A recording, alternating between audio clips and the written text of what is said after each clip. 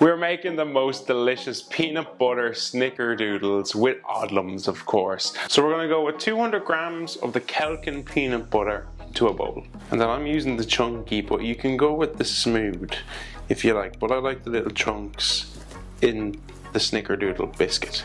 A little bit of sweetness. So we have 100 grams of soft brown sugar in on top of that.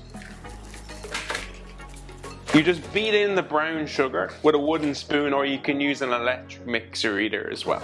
So you're just looking for the brown sugar to mix and dissolve into the peanut butter. So we have 300 grams of the Odlums cream plain super flour in this recipe. And next we have a teaspoon of the Odlums baking powder. Just mixing really well.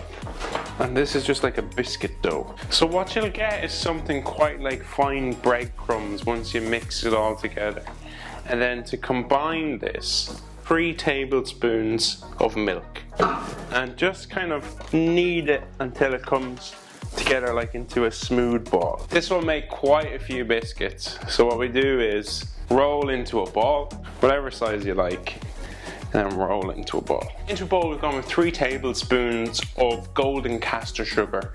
And to that, we're gonna add a teaspoon of the good old cinnamon powder. This is a traditional thing with Snickerdoodles.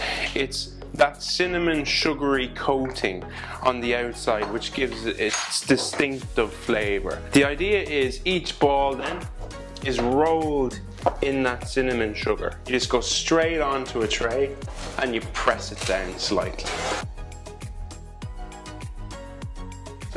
So these go into the oven at 200 degrees for 10 to 12 minutes.